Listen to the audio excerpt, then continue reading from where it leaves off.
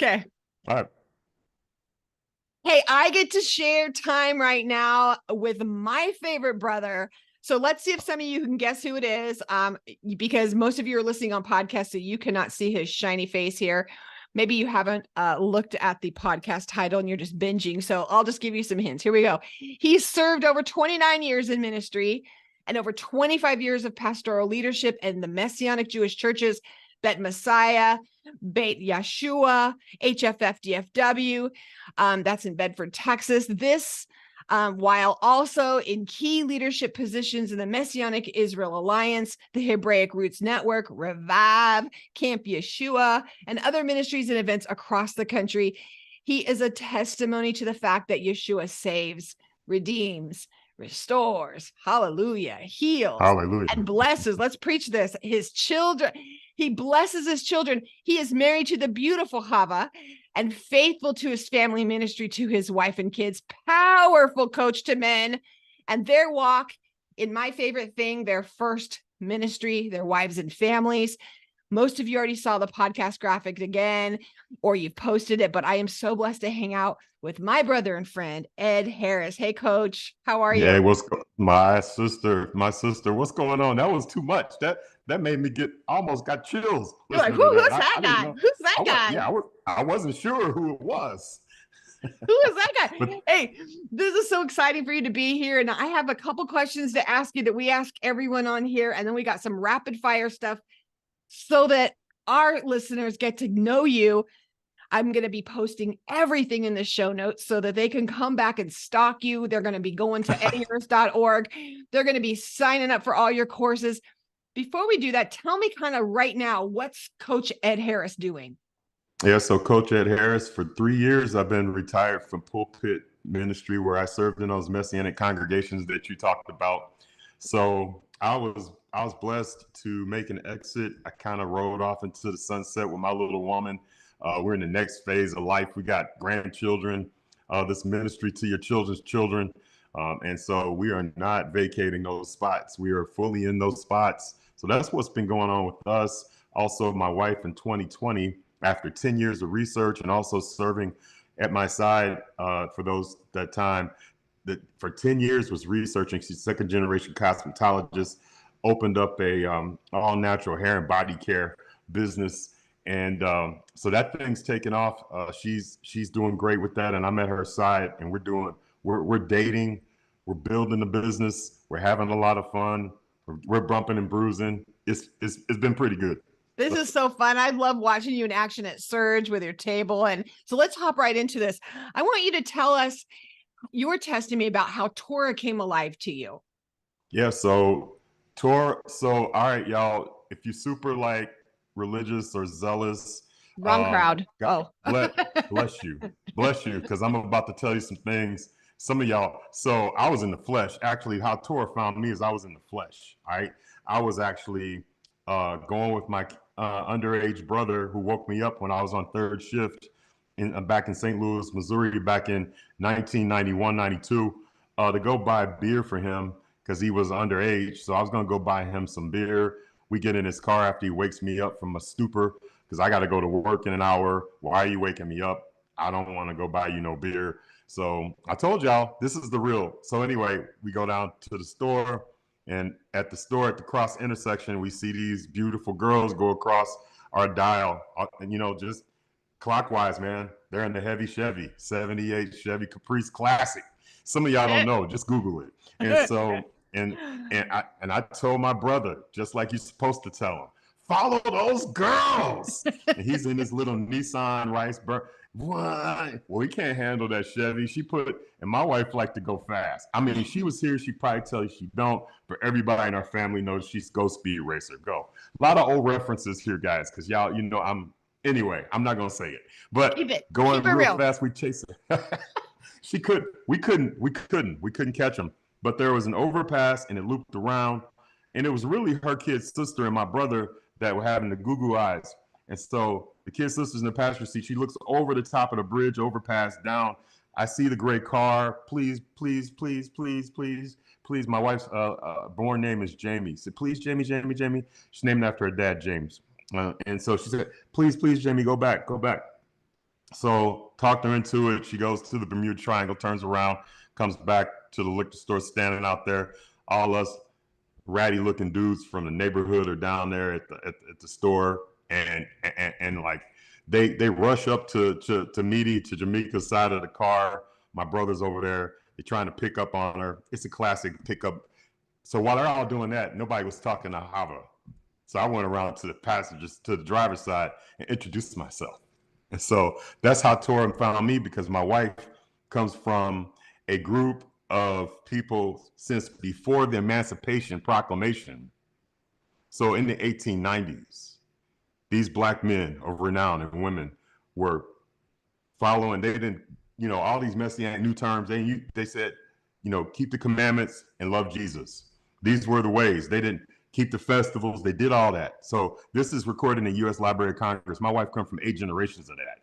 So when I met her, we really connected on a phone call. Once my brother was on the phone with Meaty, because she didn't really want anything to do with this whole scene. This was way beyond her. She's a sophisticated woman. She said, like, what is this? What are these brothers down here doing? I don't do like that. But because Daniel, my brother, and Meaty had a conversation on the phone, that ended up being the connection for us. I'm like, Dan said, who are you on the phone with? I'm like, I'm on the phone with you're on the phone with the girls from the other day? Let me see the phone. I took the phone, and we've been talking ever since. I've been chasing her ever since. And this year we'll celebrate 30 years of marriage. We got married a year later. But anyway, that's how Torah found me, is because I met a woman of renown. Her parents are fantastic people. So much documented history. A lot of people go around talking about Torah. It's fine to be zealous, but here are some people who are obscure, and they are obscure on purpose because they don't want to have to deal with these crazy people's questions. The way they built their own synagogues. My wife's bishop, the overseer, built the synagogue with his bare hands. He built it. It was in the neighborhood where walking distance. So while y'all all this and that and arguing over all these minutiae and things like this, here is all of these people who come from this tradition. So that's how Torah found me. And it really came after 2 weeks of me asking God. I was asking him, I was like, man, I'm tired of chasing girls. They bore me. I'm like, I was on my knees 2 weeks before.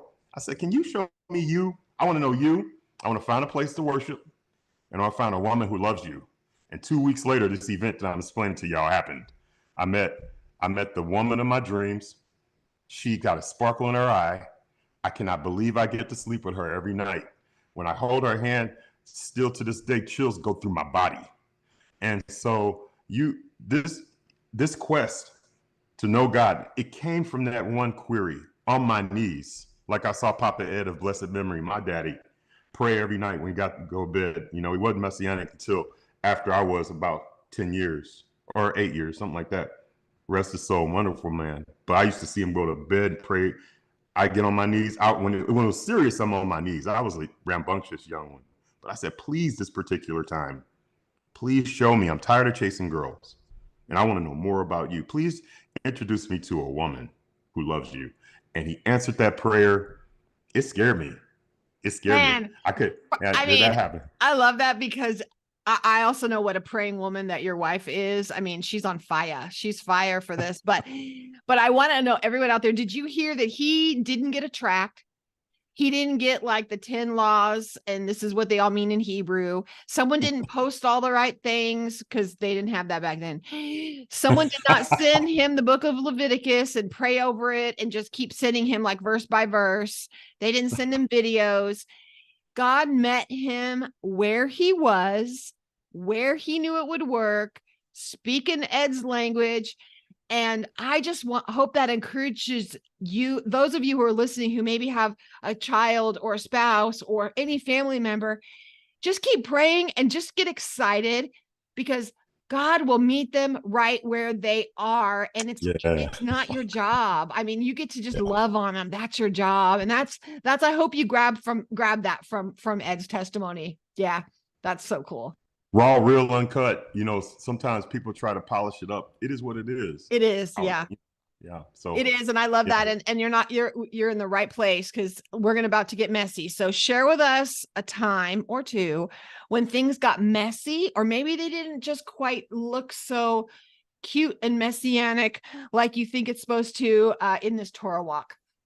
Man, I got two. One is more serious and one is lighthearted. So I would just tell you, where it got really messy for us is there were not a lot of messianic churches when I was on the scene.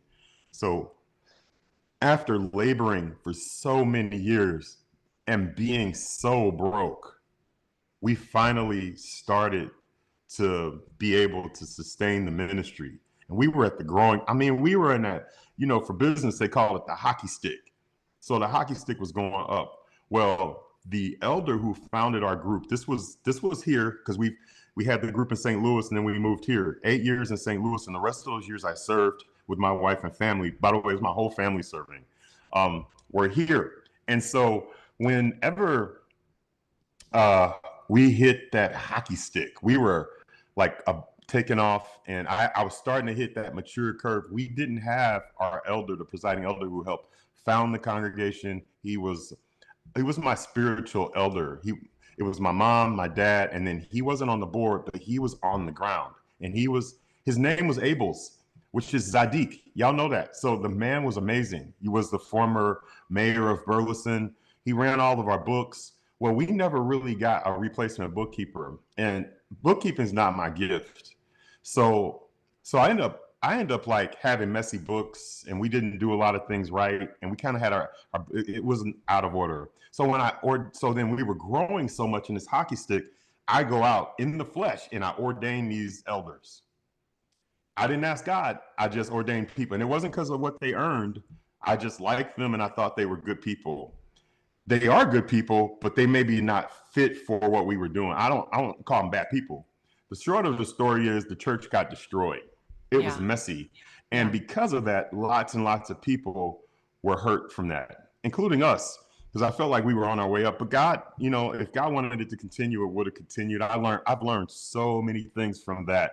I've learned so many lessons that today help me to be effective as a coach to other people on so many different dimensions, whether I'm doing business consulting or like I got some life coach clients. And if you're on here listening and you don't have a mentor, that's what a life coach is, a mentor. We've been through things, and because I have people in my life like Charli Brown and other people, there's a plethora of people that we're connected to.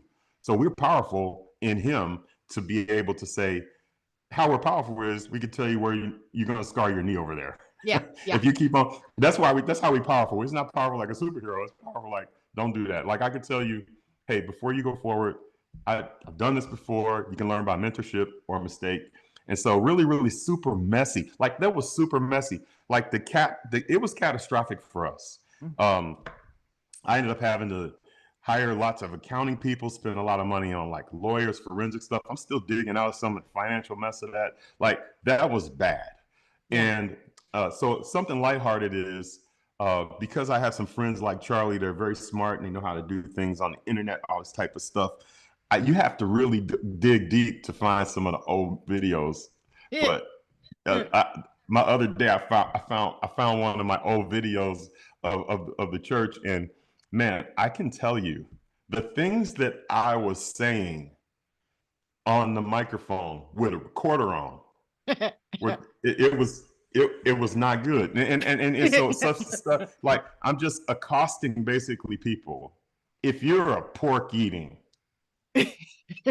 I mean, just leave it right there. If you eat pork and go to church on Sunday, this is a new journey. We the new, and I'm going like, how did even anybody come? This is why the thing was a cult following at first, because you cast the nest and put this thing. And I mean, I had some highlight moments that the Lord has touched, that people have said, you really, inspire me. But I have to tell you, a lot of that was garbage, poo-poo, not useful, and so and very messy, very, very messy. And I can tell you, most of the stuff we thought was good. You were a Torah terrorist. I was a straight Torah terrorist.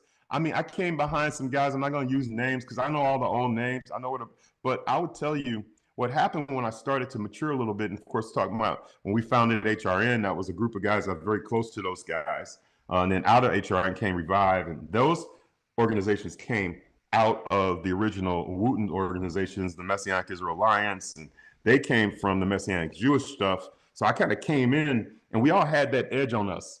And so I was the young guy, and there was a bunch of old guys, and I was young and zealous. So as I started to mature, what happened was, and I say started, I mean, I'm not there, but we working on it. But I just, by His grace, I just would tell you, I came out with something, and you probably can find this. I know I have a CD of this. I need to send this to you, try to make you laugh.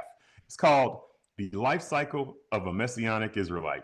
And I did it, and it was, I used to be on tour with the speaker, and because I was new and it really starting to mature, and I had gone and done all these things and said all these things, and I thought, like, I can break this thing life cycle. It's four phases, and you go from this Torah terrorist to maturity. And so I just do that. And so I'm very, as y'all can tell, I'm very dramatic. So I was acting them out, and I would act out all these different things. And every particular one, there was nobody in the crowd. Pretty much everybody would laugh except for the dudes who were still stuck in phase one. Yeah. They'd be sitting there. Yeah. Stinking thinking. Yeah. Yeah. And so but people would laugh. But those are the messy things. And you know, I mean, I sit here talking to you, one of my closest friends, like a amazing woman. God put us together, the same spiritual parentage, and your husband, who is a wonderful man. And you know, it's grace. It's grace that we get to be having these relationships and doing all this stuff. Because you know what? If it's the truth be mad, he could open up the ground and just show all of us. He should have. I don't even know why still he doesn't. And I just thank you. Thank you for being so vulnerable. And I know that it's hard. I know because, you know, knowing you and knowing the process for you just to open that all up out there is shedding light on something that the enemy can't use anymore. And I thank you for your vulnerability. I thank you for the realness of it. And we're going to get really real. I'm going to take you into this rapid fire round right now so that everyone gets to know you. Here we go. You ready? We're going to make it easy. Ready. First. Ready? Let's do it. Who's your hero? Who's your hero? My dad. I knew it. I already knew the answer to that one. I knew the answer. Okay. What's your favorite thing to eat on like a holy holiday, a holiday or festival? What's your favorite like holiday food? Oh my gosh. I mean, if it's in the spring, it's going to be, we have a amazing matzo pizza. I mean, it's just, I know you're not supposed to, but yeah, it's delicious. And in the fall, it used to be back in the day when I was, I just don't claim the age. I have an issue with talking about age. So as I'm learning more at this phase in my life. Thank you. Cycle. It's a cycle. I'm in a cycle. I used to be pizza, but I really like Mediterranean food. I mean, and this is before I went to Israel. Of course, my wife, just crazed about all things Mediterranean. Ooh, we got a place to take you. Can't wait till you get up here. Yeah. Okay, so what's one thing that you lose or you misplace all the time? It used to be my wallet until I got to add that. What do you call the thing you put on? Yes, Apple thing, a finder. I don't even know what they're called. Find my. Yeah, so I got that now. Yeah. Okay, so that's a good thing. Everyone get those. So what's one thing that you're the most looking forward to right now? I am most looking forward to working in this next phase with my family. So a neat thing is that when you lose a loved one, we've lost our parents on the Harris side. Both my parents are gone now. My mom died recently, and she was a tremendous woman. For those of you who know my mom, she was an amazing person. And if you didn't get to know her, you missed out. She's not the kind of person gonna light up a room. That's me. I'm loud.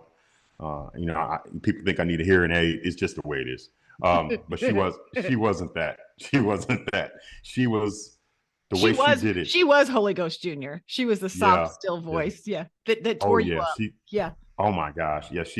And I miss her so much. So this next phase is, I'll give y'all just a couple of nuggets of why we're excited about this. And this has nothing to do with Messianic life directly. Although most people who are Hebrew should have a business. The reason why you should, I'm not telling you need to quit your job, but you should so you can honor the feast. Mm-hmm. Because if you got to go ask Pharaoh every time, then it makes it difficult. And I had to do that.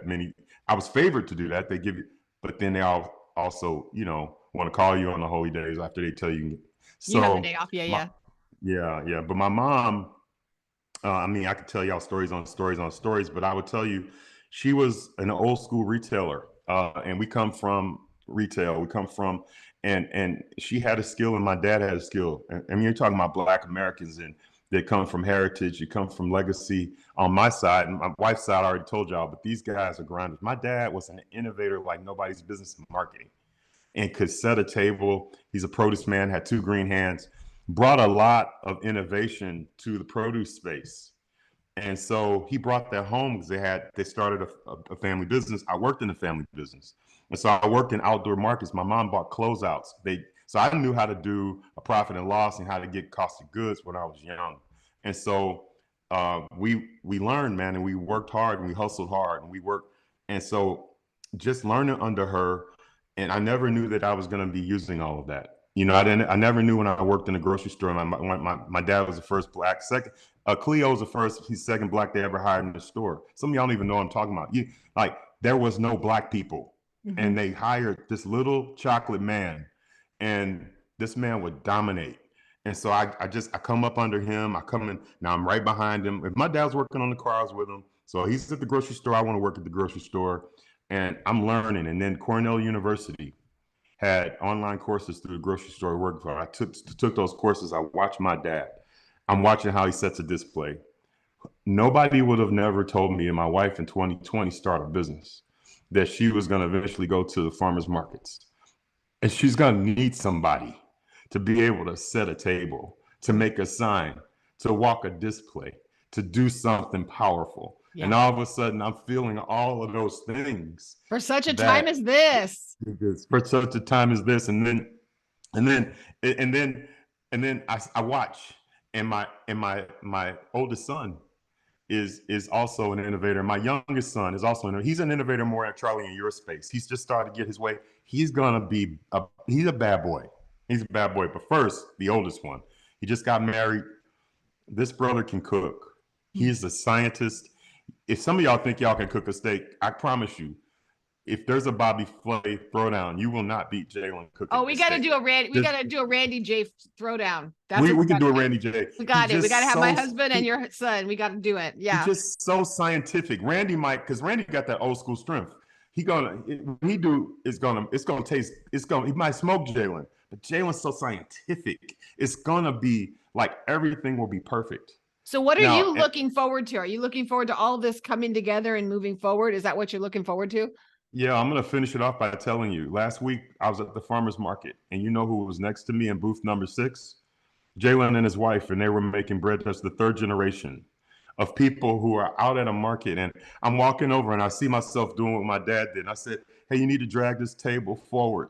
You need to drag it forward a little bit. I said, hey, you know what? When they come, you do. And they're just killing it out there. And then I get the text, and it says, you know what? Thank you. Thank you for who you are, and thank you, and just that love and adoration. So I'm watching Jalen Harris. I'm watching Matthew Harris. These are my boys. My daughter, she's married. She's solid. Her husband is a businessman, and they're doing their thing. And that's another day for another story. I'm really excited for her, and we believe Asia is going to join our team. This is my firstborn. So this next phase is us doing what we used to do, but better.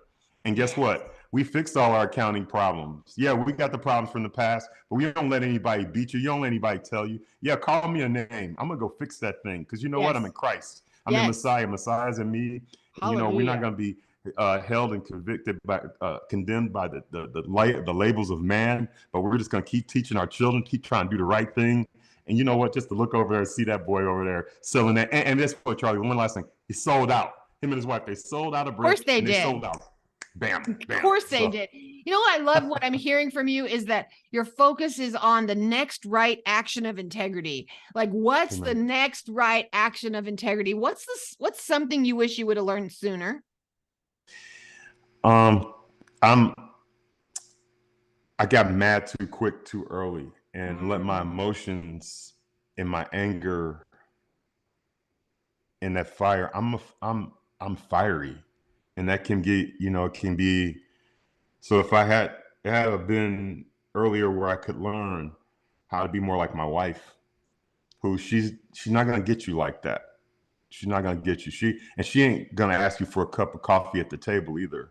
She just has a way of being able to communicate in a good way. And it's taken me years to learn that. And the people who roll with me, like you and y'all would never know. You know some of it, Charlie, but the old me, I just burn the house down. Oh, you did that? I'm done.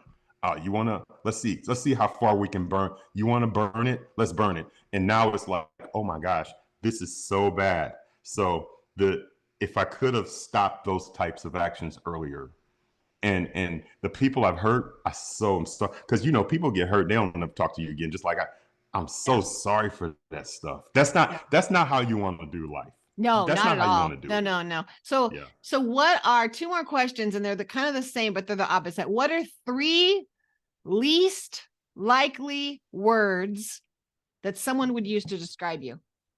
Three words that you wouldn't hear, that don't, just the least likely words to describe you. Quiet, timid, and they probably would say unintelligent, because I operate with a high level IQ, so they're not gonna call me dumb. Yeah, I love it. I love it. What are the three words that they're most likely to use to describe you? Intense, loud, and probably I could probably hey, I'm not, you hire me as a coach, there's a reason why I get results. I'm not everybody's taste. I'm kind of a little, I can't usually, let's just call it, I can be a donkey sometimes. Very passionate. So they might. I was thinking the word passionate, but something like that. You're real. You're gonna cut. You aren't playing around. You're gonna get results, right? Yeah, you're coming. And we're coming for you. Yeah. Thank you for hanging out with us. Thank you for being real. Thank you for sharing that this walk is there's not a recipe that we all have to follow, and I really appreciate you. Thank you. Well, Charlie, I wish everybody in the world could be like Charlie, like her husband Randy, but unfortunately you're stuck with the rest of us and people like me, muckety mucks, do these things. So thank you so much for the opportunity. I wish we had a B-roll, or we can go Area 53. I would just tell you one last thing. It's not in the religion of your Messianic. It's not in whether you're a Christian or not. It's whether we have a relationship with the Lord. Really, my growth has come, especially over the last month to 2 years, 2 years, 3 years from pastoring. It's become getting on my face and crying out to the Lord and reading his word for myself, and then being quieter, and then trying to apply what I learn, and then go. That makes me then I can be a great Messianic. If he chooses, he can raise me up. I can be used. But if I sit there and I want to be so perfect or so zealous in this, it's not the system. It's the Holy Spirit. Amen. It's not what I aspire to do, to perform. It's if my heart is tender. And all my process is tenderize my heart, Charlie. And he's continuing to do that. You open your heart, he'll tenderize your heart. He'll give you a heart for people. He'll heal your heart. My heart's been healed. Amen. From all those. And so it's such a blessing. And you are such a blessing. And thank you for coming on. I love this Messi Antics. Love it. Hey, so you guys got to go to edharris.org and just spend some time in there right now. Stop what you're doing. Open up your phone or wherever you're looking at, and edharris.org. Go in there, take one of the men, get in there and take the classes. Women, buy it for your sons and grandsons and nephews, and go in there. He's got an amazing program. Go in there and check it out. And can't wait to see you all next time. And don't be afraid to be messy.